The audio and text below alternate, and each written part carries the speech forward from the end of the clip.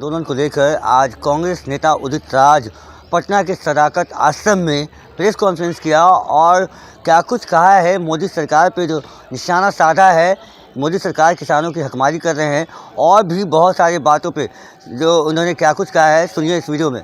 14 लाख करोड़ का भार पड़ेगा सरकार के ऊपर, कोई 20 लाख करोड़ कर रहा है। अरे भाई, जो किसान धान और गेहूं सरसों पैदा करता है, सबसे पहले वो अपने इस्तेमाल के लिए रखता है, तभी तो बेचेगा, उसके बाद ही तो बेचेगा। अच्छा, सरकार अगर खरीदती भी है तो आगे जो 80 करोड़ लोगों को 5 किलो राशन पर बांट रही है, वो पैसा तो जा ही रहा है। तो इतना बिल्कुल इतना फर्क नहीं, ये सब झूठ बोला जा रहा है। जो शंभू बॉर्डर पर किसान दिल्ली नहीं आने दे पा रहे, तो क्या वो ढाका बात करने जाएंगे या तो इस्लामाबाद करने जाएंगे? अपने देश की राजधानी में नहीं आएंगे। आप देखिए, आप इस समय तो सबको सुविधाएं हैं। पेरिस में किसानों से पेरिस भर गया है, मैड्रिड भर गया है, इटली आप देख लीजिए, अमेरिका में लगभग 50 देशों में चुनाव इस वर्ष होना है। कनाडा में, अमेरिका में, स्पेन में, इटली में, फ्रांस में ट्रैक्टरों से भर गया है। और जर्मनी तो बर्लिन की हालत तो चारों तरफ गोबर बिछा दिया है, वहां के चांसलर के साथ घर के सामने। ये डेमोक्रेसी है हमारी डेमोक्रेसी खत्म हो चुकी है कि हमारे देश का किसान अपने देश की राजधानी में नहीं जाएगा तो क्या पाकिस्तान की राजधानी इस्लामाबाद जाएगा बात करने के लिए, या ढाका जाएगा? कहां जाएगा? और मैं अंत में एक बात और कहना चाहता हूं, मुझे बड़ा दर्द भी होता है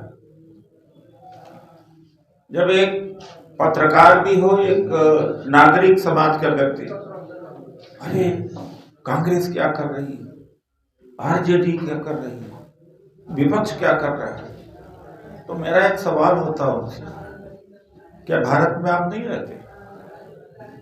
बोलने की आजादी छीनेगी तो कांग्रेसियों का ही छीनेगी। क्या पत्रकार जेल में नहीं? ये यूट्यूब भी बंद होने वाले, और रोज सुबह शाम मैं बैठ देता हूँ एनआई।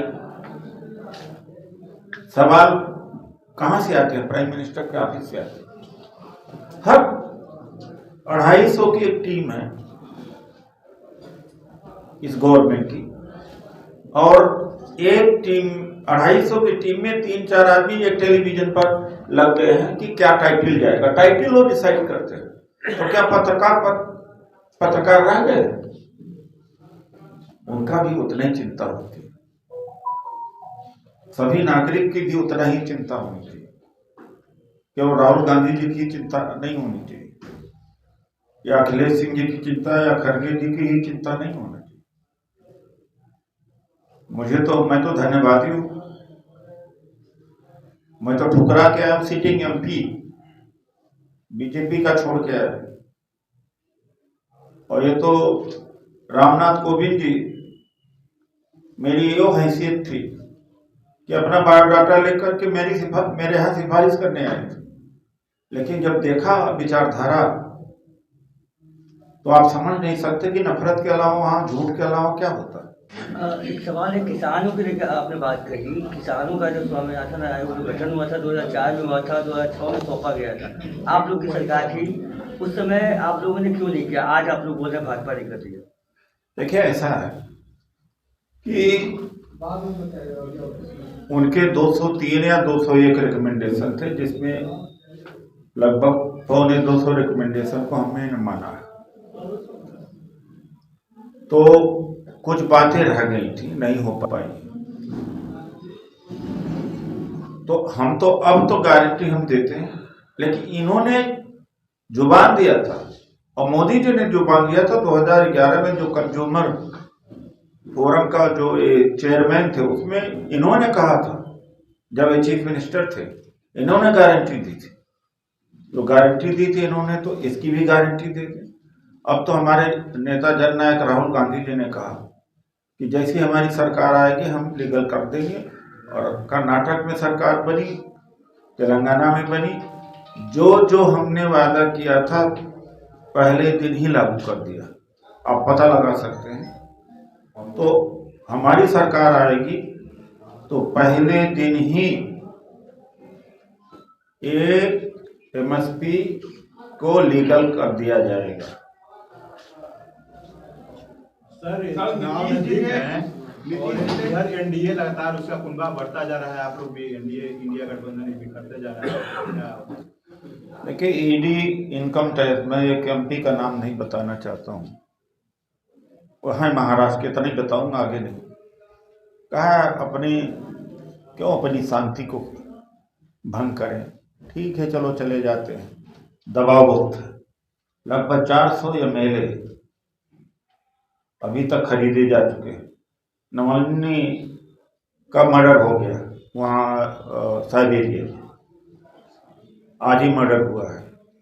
तो यहाँ भी वही एक पार्टी सिस्टम है, डेमोक्रेसी, यानी दबाव इतना लोभ दे दीजिए। अगर लोभ से नहीं आदमी बीजेपी में आता है तो डर, भय दिखा दीजिए। इसके तहत हो रहा, लेकिन बीजेपी के अंदर बहुत ज़्यादा कला है। लेकिन जब भाना फूटेगा तो बीजेपी की वो हालत होगी। लेकिन अभी तो 2 लोगों का डिक्टेटरशिप चल रहा है, तो पार्टी के अंदर भी मसमसाहट होते हुए भी वहाँ बंधे हुए हैं लोभ लालच से। विपक्ष के तोड़ा जा रहा है। ईडी, सीबीआई, इनकम टैक्स, गुंडागर्दी, गलत के मामला, लोभ लालच सब देकर। सर नीतीश ने कहा है कि एनडीए को इस बार जो है पिछली बार से ज्यादा सीटें आएगी, और नाम को लेकर कहा है कि इंडिया अलायंस का जो नाम रखा गया है उनके पक्ष में भी वो नहीं थे, वो तो नाम बदलने की भी बात कर रहे थे। अब पलटू कुमार जी की अब कोई हैसियत नहीं रह गई। अगर अमित शाह जी, अगर मोदी जी ने कहा होता तो मैं जवाब देता था। आप उनकी हालत 2-4 महीने में देख लीजिए, चुनाव बीत जाए। नीतीश कुमार के पलटने की वजह क्या मानते हैं? क्या वहाँ भी ईडी और सीबीआई को कोई दबाव? क्यों नहीं? आइए, जो अधिकारी जिनका जोन में ईडी की रेड हुई, वो राधाचरण सेठ का तमाम सारे मुद्दे, और भी जो मुजफ्फरपुर का कोई मुद्दा है, बहुत सारे मुद्दे हैं। वरना जो आदमी एक है कि मर जाऊंगा नहीं जाऊंगा, एक बार एक कहा, दूसरा बार कहा मैं मिट जाऊंगा नहीं जाएगा, तो सवाल उन्हीं से पूछा जाए, ज्यादा अच्छा है। अच्छा, कब जांच के लिए कहा है स्वास्थ्य विभाग और 5 विभाग को लेकर जांच की? भैया, मैं लोकल मुद्दे को नहीं जानता हूँ। मैं जो केंद्र से जो AICC का जो मैंडेट है। अच्छा, ये बताइए कि कांग्रेस आखिर बिहार में कब तक बैसाखी के सहारे चलेगा?